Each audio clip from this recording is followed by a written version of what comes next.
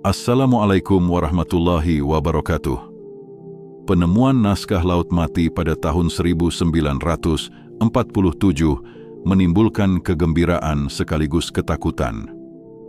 Apakah gulungan kuno ini bisa mengungkap rahasia tentang asal-usul agama Kristen, bahkan tentang Yesus sendiri? Bisakah mereka menantang keyakinan agama yang sudah ada selama berabad-abad? Meski ada yang bilang sebaliknya, kebenarannya jauh lebih mengejutkan. Dalam kisah ini kita akan menjelajahi sejarah naskah Laut Mati dari sudut pandang akademis dan Islam, serta bagaimana gulungan ini ditemukan, disembunyikan, dan menjadi salah satu penemuan terbesar dalam sejarah. Usia naskah Perjanjian Lama. Berapa usia salinan Perjanjian Lama tertua? Jika Nabi Musa hidup sekitar 2500 sebelum Masehi, mungkin kamu kira naskahnya juga dari zaman itu. Tapi kenyataannya, naskah lengkap Perjanjian Lama berbahasa Ibrani tertua berasal dari sekitar tahun 1000 Masehi. Berusia sekitar 1000 tahun. Tidak ada naskah lengkap sebelum itu, bahkan dari zaman Yesus. Menurut Islam, Taurat dan Injil asli berasal dari Allah, tapi diubah seiring waktu. Naskah Laut Mati mungkin menunjukkan bagian Taurat sebelum diubah, memberikan petunjuk tentang perubahan tersebut. Penemuan naskah Laut Mati. Pada tahun 1947, seorang gembala Beduin bernama Muhammad menemukan gulungan kuno di Gua Qumran dekat Laut Mati, timur Yerusalem. Saat mencari kambing yang hilang, ia melempar batu ke sebuah gua dan mendengar suara pecahan tembikar. Di dalam gua kecil itu, ia menemukan guci-guci tanah liat berisi gulungan kulit bertuliskan teks kuno. Ini adalah naskah Laut Mati yang tersembunyi selama 2000 tahun.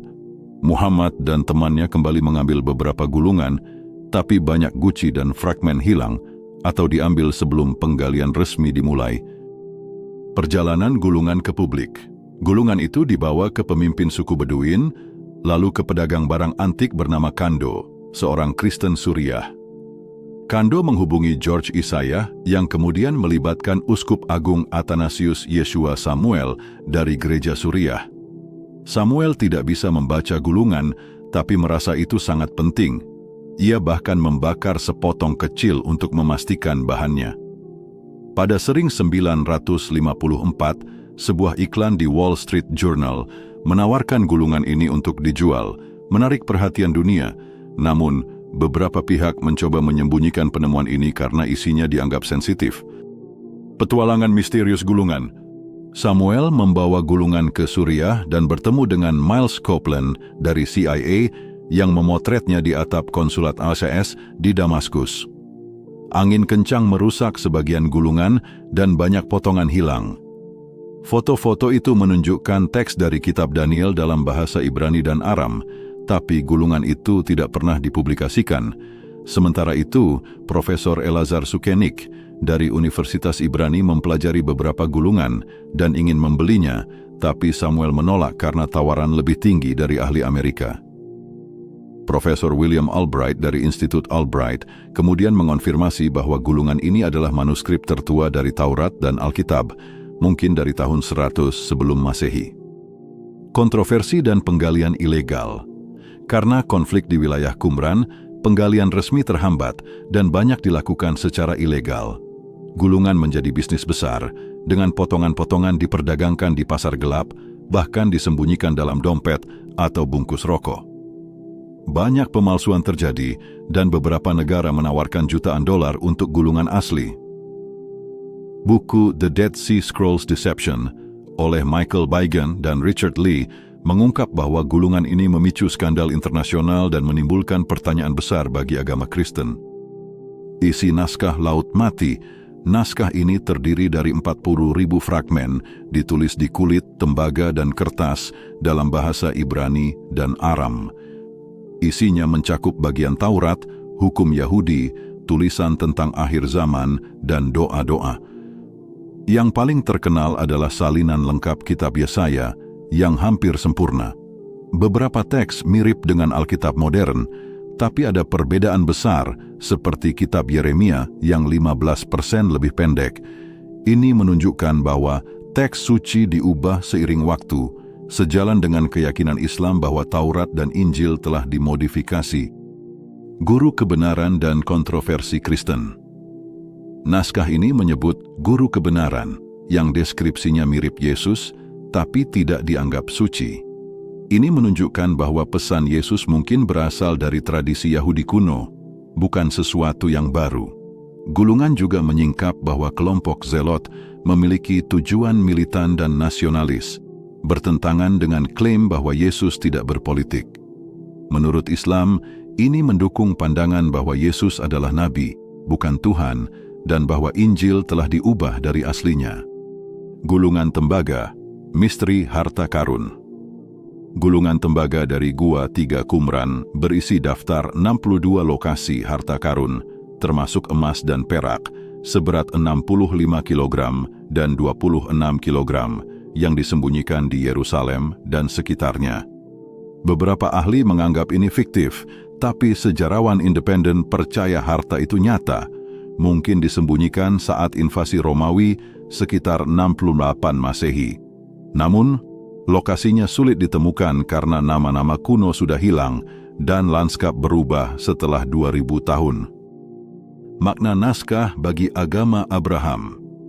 Naskah Laut Mati memberikan wawasan baru tentang agama Yahudi, Kristen, dan Islam.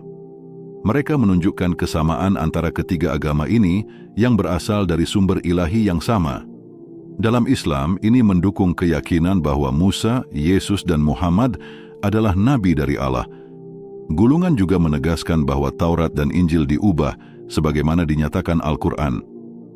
Berbeda dengan Alkitab, Al-Quran memiliki naskah fisik sejak zaman Nabi Muhammad, seperti yang disimpan di Universitas Birmingham. Mengapa banyak gulungan dirahasiakan? Banyak bagian gulungan, terutama yang dianggap kontroversial, tidak pernah dipublikasikan. Ini mungkin karena isinya bisa mengguncang keyakinan Kristen, seperti dogma tentang keilahian Yesus. Meski demikian, penemuan ini tetap menjadi salah satu yang terbesar dalam sejarah, dan kemungkinan ada gulungan lain yang masih tersembunyi, menunggu diungkap.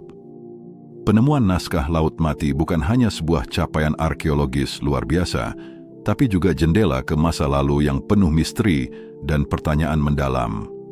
Gulungan-gulungan ini menyingkap bagaimana ajaran agama berkembang, diubah, dan diwariskan. Ia menggugah keyakinan, memperkuat pencarian akan kebenaran, dan menjadi pengingat bahwa warisan spiritual umat manusia bersumber dari akar yang sama. Namun, bagian-bagian terpentingnya masih tersembunyi, baik secara harfiah maupun simbolis. Mungkin, di suatu tempat di balik pasir-pasir gurun dan lemari arsip tertutup, masih ada naskah yang belum terbaca, menunggu untuk mengubah cara kita melihat sejarah dan iman. Jika kamu merasa pengetahuan ini membuka wawasan baru, jangan lupa like, subscribe, dan nyalakan loncengnya untuk mendapatkan konten mendalam lainnya seputar sejarah, spiritualitas, dan misteri dunia kuno. Bagikan video ini agar lebih banyak orang tahu tentang warisan luar biasa ini, dan tulis pendapatmu di komentar. Apakah menurutmu ada kebenaran besar yang masih sengaja disembunyikan? Sampai jumpa di video selanjutnya, di mana sejarah dan keyakinan bertemu dalam cahaya pengetahuan. Wassalamualaikum warahmatullahi wabarakatuh.